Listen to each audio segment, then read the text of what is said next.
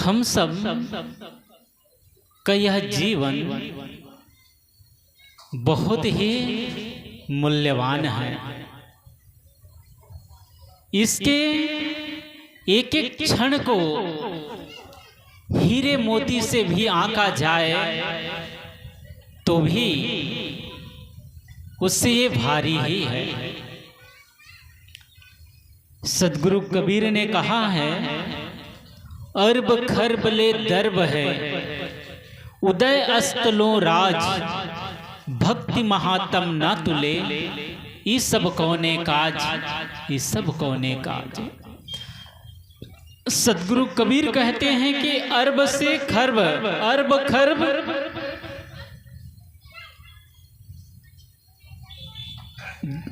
दर्ब हो, धन दौलत हो, और उदय अस्तलो राज,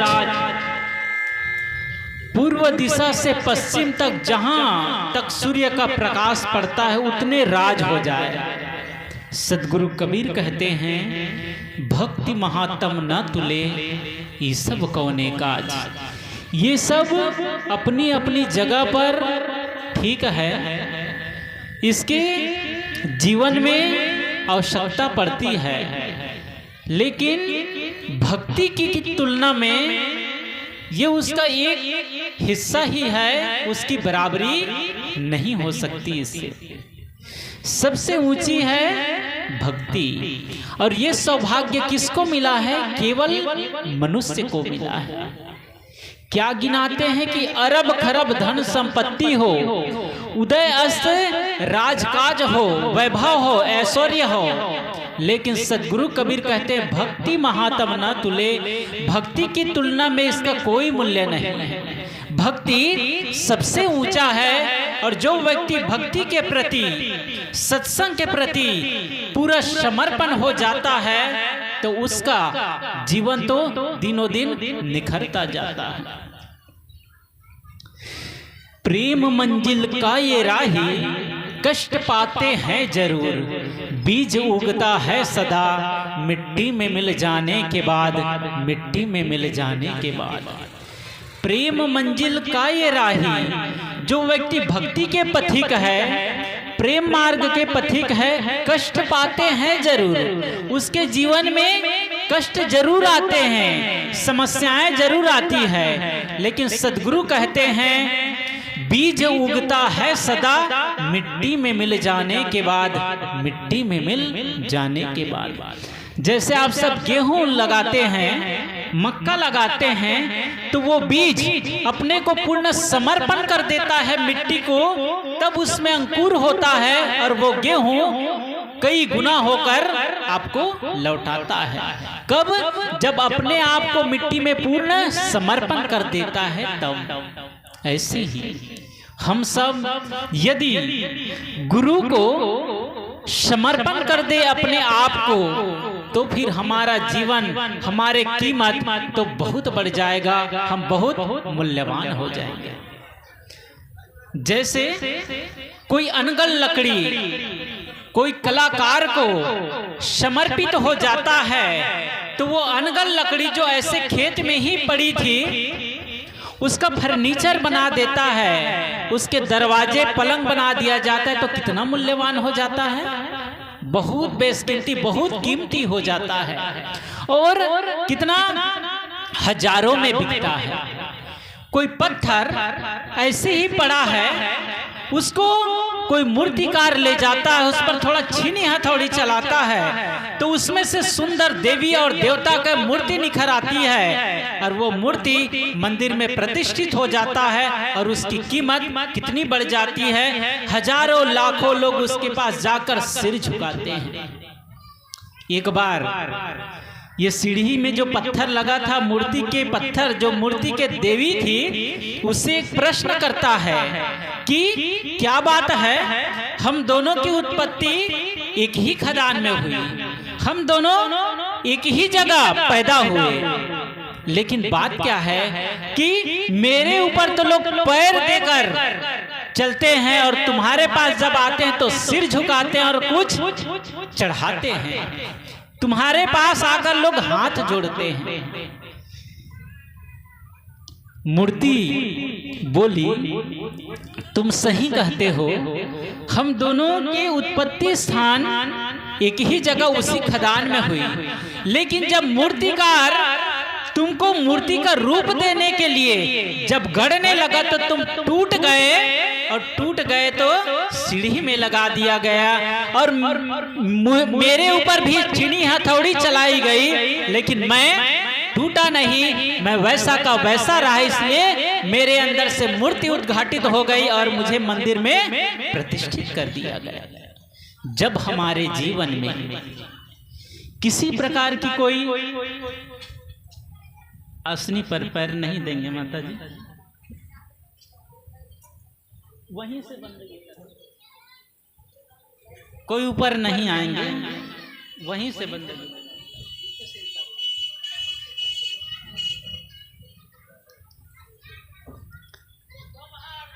लोग कोई पर्व होता है तो सूरज भगवान को अर्घ देते हैं। अर्घ कहाँ देते हैं? नदी में खड़े होकर। और मान्यता क्या है कि उतने ऊंचाई पर सूरज भगवान है, वहाँ अर्घ पहुँच जाता है। तो यहाँ से बंदगी हम तक नहीं पहुँचेगी, वहीं से ही कर लिया जाए तो ठीक रहेगा। यहाँ आने के जरूरी नहीं है, अंतिम में और बंदगी होनी ही है, पूजारती तब। तो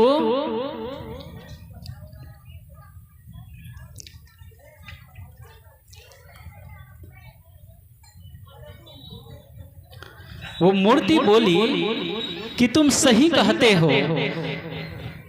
कि हम दोनों की उत्पत्ति स्थान तो एक ही जगह हुई, लेकिन जब तुम पर छीनी हथौड़ी चलाई गई तो तुम टूट गए और मैं वैसा का वैसा बना रहा, इसलिए मुझे मंदिर में प्रतिष्ठित कर दिया गया। हमारे जीवन में भी समस्याएं आती है, दुख आता है, उन समस्याओं के बीच भी उन समस्याओं से हम प्रभावित नहीं होते हैं, हम वैसा का वैसा बना रहते हैं। तब हमारे अंदर देवत्व की उत्पत्ति होती है, तब हमारे अंदर भगवत्ता की उत्पत्ति होती है, तब हमारे ऊपर परमात्मा आशीर्वाद उड़ेलते हैं कि तुम मेरे असली भक्त हो। तुम्हारे ऊपर भी समस्याएं आई, दुख आया, क्योंकि तुम संसार में जी रहे हो। ये संसार ऐसा ही है, यहाँ अनुकूलता प्रतिकूलता, यहाँ भोर होती है तो दोपहर भी होता है, यहाँ दोपहर होती है तो शाम भी होती है, यहाँ धूप होती है तो छांव भी होती है, यहाँ गर्मी होती है तो यहाँ ठंडी भी होती है। ये संसार ऐसा ही है, दुख से भरा हुआ, अनेक परिस्थितियों से भरा हुआ, और उसी संसार में हम जीते हैं, तो फिर हमको तो वो समस्याओं का सामना करना ही पड़ेगा। तो ये भक्ति हमें सहनशीलता बनाती है, ये भक्ति हमें हमारे अंदर से एक क्षमा का भाव प्रकट करती है, हमारे अंदर दया प्रकट होती है, हमारे अंदर मधुरता प्रकट होती है, हमारे अंदर प्रेम प्रकट होता है। कब? जब हम भक्ति के प्रति पूर्ण समर्पित हो जाते हैं। एक बार अरब के बाजार में, बहुत पहले की बात है, गुलामों की बिक्री हुआ करती थी। जैसे आजकल पशु को लोग बाजार में ले जाकर बेचते हैं, बहुत पहले आप सब सुने होंगे कि आदमी को भी खरीदा और बेचा जाता था। तो अरब के बाजार में एक बार गुलामों को बेचा जा रहा था। तो कई गुलाम ऐसे लाइन से खड़े थे। उधर से एक फकीर, एक महात्मा गुजर रहे थे। उन लोगों को देखकर एक गुलाम के पास गए और वो फकीर पूछने लगा, क्या तुम बिक गए हो? उन्होंने कहा, हाँ महाराज, मैं बिक गया हूँ। फकीर ने कहा, तुम कहाँ जाओगे? गुलाम ने कहा, जहां मालिक ले जाए वहां जाऊंगा। क्या खाओगे? जो मालिक दे दे वही खाऊंगा। क्या काम करोगे? जो मालिक बता दे वही काम करूंगा। कहाँ सोओगे? जहां मालिक रख देगा वही मेरा आसन होगा। क्या पहनोगे? जो मालिक दे दे वही मेरा वस्त्र होगा।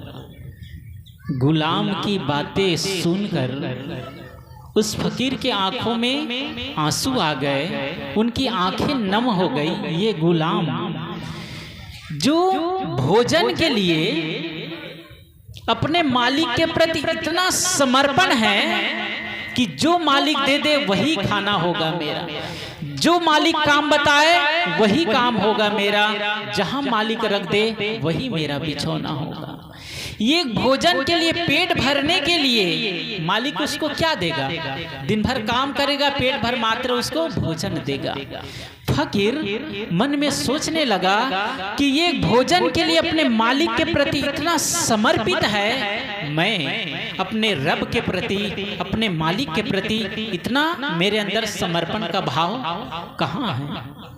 और वो फकीर फिर से उस गुलाम की बात को सुन करके पूरा समर्पण भाव से भक्ति में लग गया, वो सन्मार्ग पर लग गया और उसी जीवन में थोड़े समय बाद वह कल्याण को प्राप्त हुआ, उसकी मुक्ति हो गई।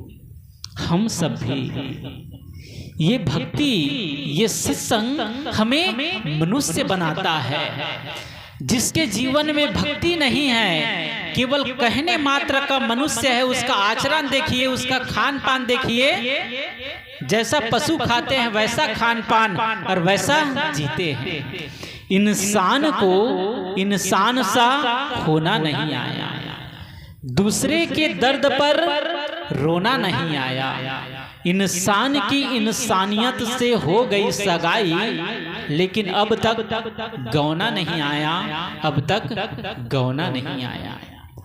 क्या कहते हैं? इंसान को इंसान सा होना नहीं आया। इंसान इंसान तब कहलाएगा जब उसके भीतर प्रेम पैदा होगा, उसके भीतर एक अच्छा व्यवहार। जब दो लोग मिले, दो लोग जब मिले, बात की शुरुआत वहां से होनी चाहिए जहां से दोनों के विचार मिलते हों। दो लोग मिले, ऐसे कुछ बातचीत करने लगे कि एक दूसरे से लड़ाई झगड़ा हो गया, वाद विवाद हो गया, तो ये समझदारी नहीं है। बहुत लोग होते हैं, ट्रेनों में देखो, बसों में देखो, दो लोग मिलते हैं, बस थोड़ी थोड़ी बातों में कहासुनी हो जाती है, लड़ाई झगड़ा हो जाता है और फिर मारपीट भी हो जाती है। सदगुरु संत जन कहते, जब दो लोग मिलो तो अपनी बात की शुरुआत वहां से करो जहां से दोनों के विचार मिलते थे, एक दूसरे को करीब लाए।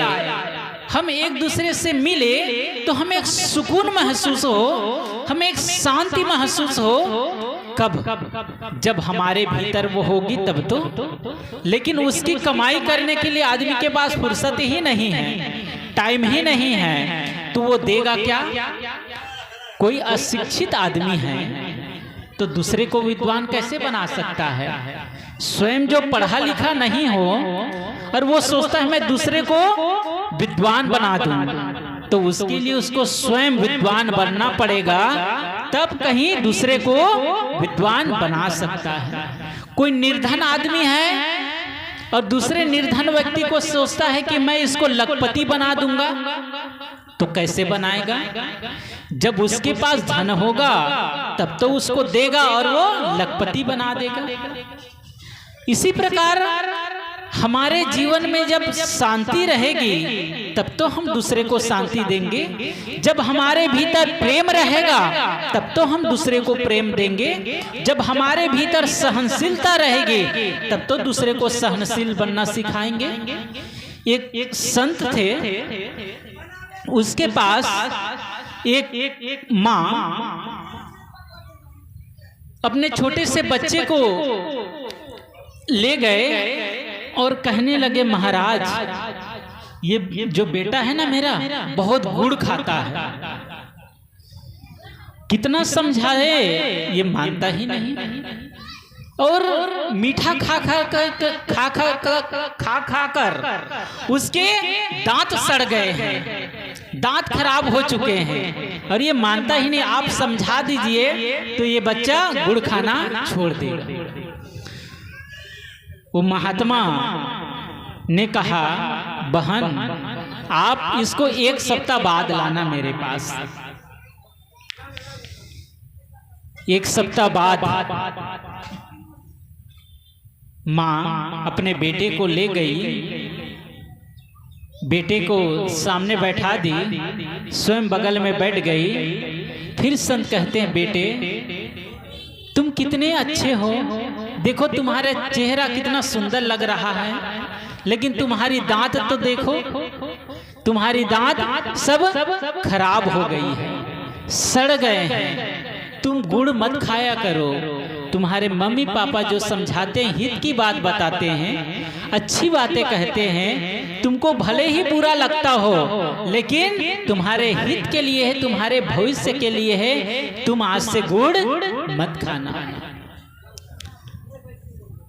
वो बहन सोचने लगती है कि महाराज आप ये बातें तो उस दिन भी कह सकते थे, उस दिन क्यों नहीं कहे, और आज एक सप्ताह बाद कह रहे हैं कि बेटा गुड़ मत खाना।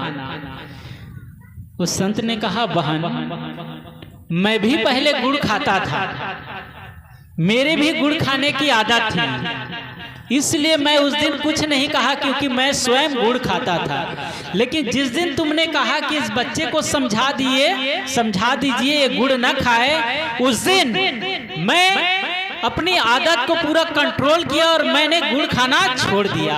अब मैं कह सकता हूँ कि बेटा गुड़ मत खाओ। उस दिन पहले मैं खुद खाता था, मैं उस बच्चे को क्या कहता कि तुम गुड़ मत खाओ, जबकि मैं स्वयं खाता था। आज मैं छोड़ दिया, इसलिए मैं कह सकता हूं कि बेटा गुड़ मत खाना। कोई पिता गुटखा खाता हो, वो सोचता है कि मेरा बेटा गुटखा ना खाए, कितना भी समझाता है नहीं मानेगा। कोई शराब पीता है, अपने बेटे को समझाए कि बेटा शराब नहीं पीना चाहिए, बेटा नहीं मानेगा। कोई जुआ खेलता हो, अपने बेटे को जुआ खेलते देख यदि कहे कि बेटा जुआ मत खेलना, बेटा नहीं मानेगा। यदि हम अपने बच्चे को अच्छा बनाना चाहते हैं, अपने परिवार में सुख शांति आए ऐसा सोचते हैं, तो पहले हमको अपने जीवन को वैसा बनाना पड़ेगा।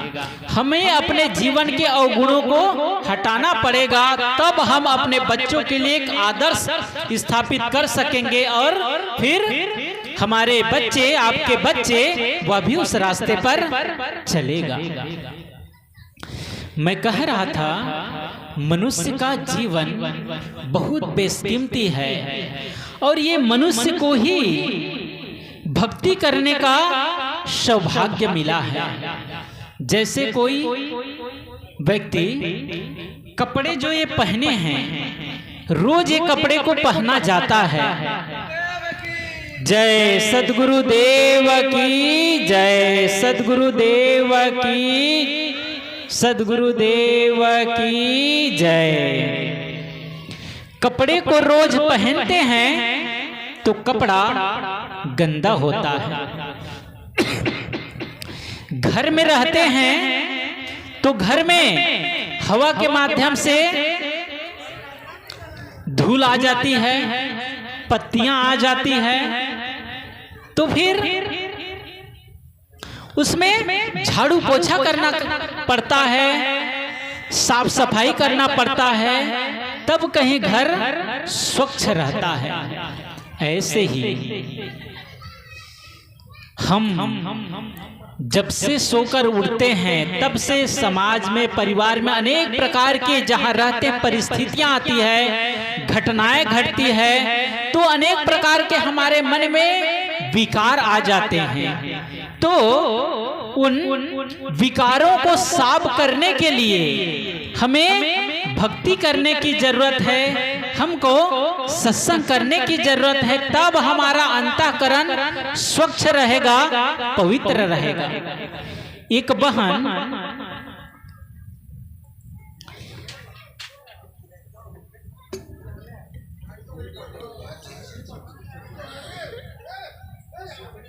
नहीं, वहां नहीं रहेगा, सीढ़ी है ना,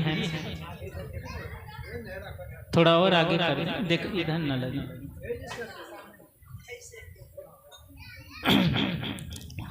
एक बहन रोज सत्संग में जाया करती, तो उसके पति कहते कि ये क्या तुम रोज रोज सत्संग में जाती हो? बहुत कहते, वो बहन नहीं मानती, रोज सत्संग में जाती। एक दिन गुस्से में आकर उसके पति कहने लगा कि खबरदार, तुम रोज रोज सत्संग में मत जाया करो, जब जाना ही है तो रविवार के दिन जब मैं घर में रहता हूँ, मेरी छुट्टी रहती, उस दिन चला जाया करना, रोज रोज जाने की क्या जरूरत है? तो बहन कहती है ठीक है, आप कहते हैं तो मैं रोज रोज सत्संग में नहीं जाऊंगी। वह सत्संग में जाना बंद कर दी, साथ साथ ये भी काम करती है कि घर में झाड़ू पोछा लगाना भी बंद कर देती है। उसके पति सोचने लगा हो सकता है इसकी तबीयत ठीक नहीं होगी, इसलिए आज घर में झाड़ू नहीं लगाई। दूसरे दिन भी देखता है तो दूसरे दिन भी झाड़ू नहीं लगाया, तीसरे दिन भी देखता है, तीसरे दिन भी झाड़ू नहीं लगाई, पोछा नहीं लगाई।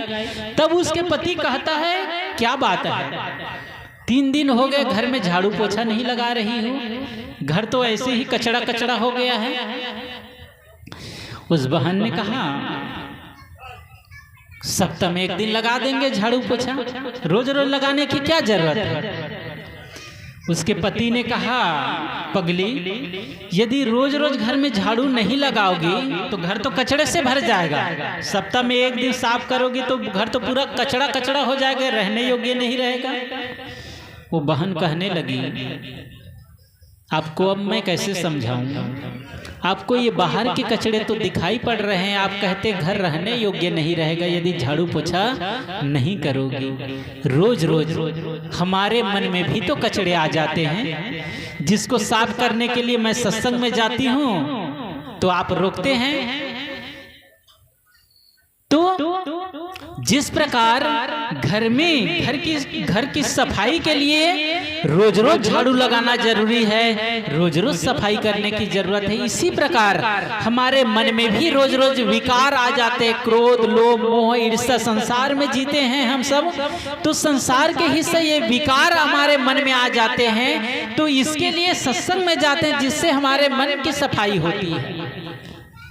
और आप कहते हैं कि सत्संग में रोज रोज जाने की क्या जरूरत है? तब उसके पति को समझ में आया, उन्होंने कहा ठीक है, तुम रोज रोज सत्संग में जाओ, लेकिन रोज रोज घर में झाड़ू पोछा भी लगाओ।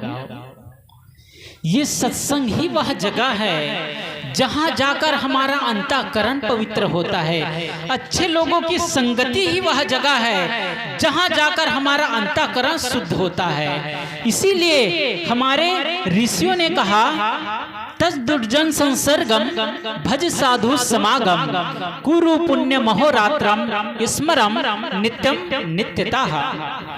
ऋषियों ने कहा तज दुर्जन संसर्गम, दुर्जनों का साथ छोड़ दो, जो गलत लोग है उसकी संगति मत करो। गलत लोगों की संगति वैसे ही है जैसे हम आग के पास जाते हैं तो वहां हमें तपन होती है, हमें गर्मी होती है, हमको ताप मिलता है। वैसे ही जब हम गलत लोगों के पास जाते हैं तो उनके गलत विचार हम तक पहुंचता है और हमारे जो गलत विचार है वे ऊपर उठने लगते हैं और हमारा मन विकारों से भर जाता है। जब हम अच्छे लोगों की संगति करते हैं तो अच्छे लोगों की संगति वो सरोवर की जगह है, सरोवर की भांति है जहां जाकर हमें शीतलता मिलती है, हमें ठंडकता मिलती है।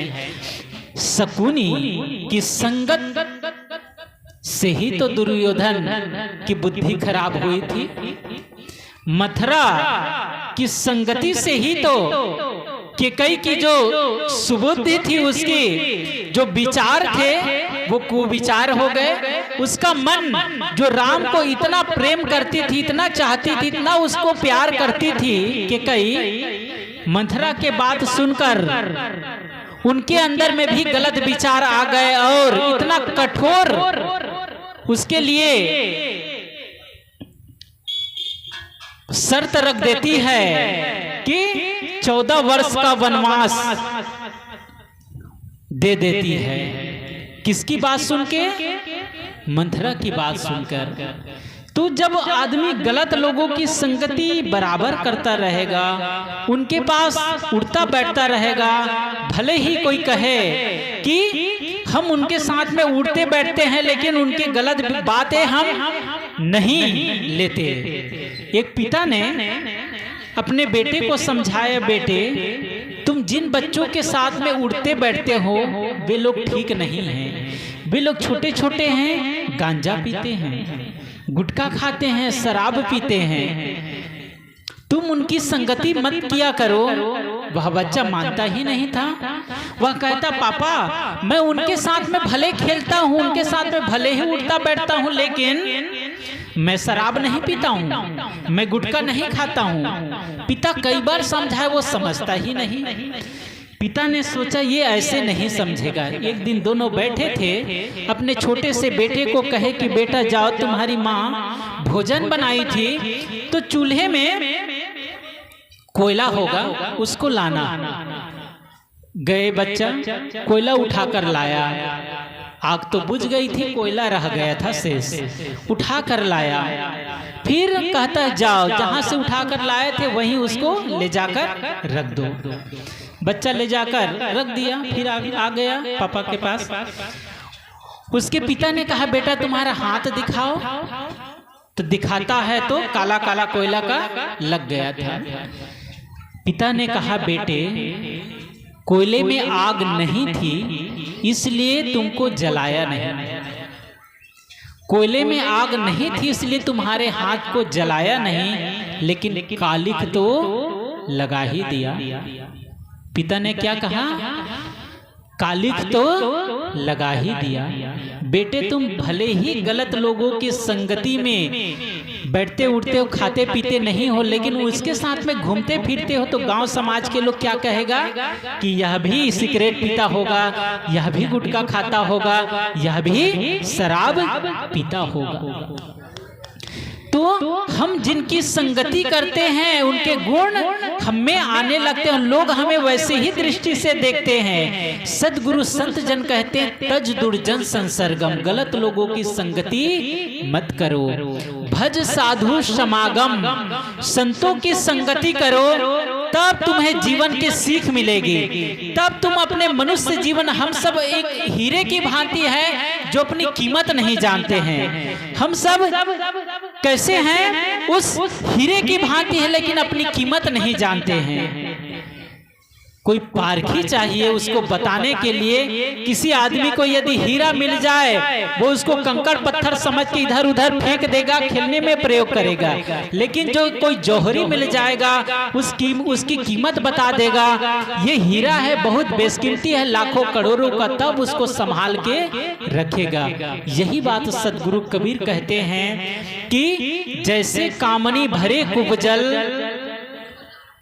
कर छोड़ी बरतावे, अपना रंग सखी जन लावे, सूरत गगर पर लावे। जिस प्रकार माताएं कुआं में पानी भरने के लिए जाती है तो अपने सिर पर घड़ा रखे रहती है, 2-3 घड़ा, अपने सखियों से बातचीत करती है लेकिन उसका पूरा ध्यान उस घड़े पर होती है। ऐसे ही तुम सारा काम करो, दुकान करो, व्यापार करो, बिजनेस करो, लेकिन तुम्हारा ध्यान भक्ति पर लगा होना चाहिए, अच्छे बातों में लगा रहना चाहिए, तब कहीं तुम्हारा जीवन अच्छा होगा। हमारा यह जीवन बहुत ही बेशकीमती है। सदगुरु कबीर ने कहा कि मानुष जन्म दुर्लभ है, बहुरी न दूजी बार, पक्का फल जो गिर पड़ा बहुरी न लागे डार।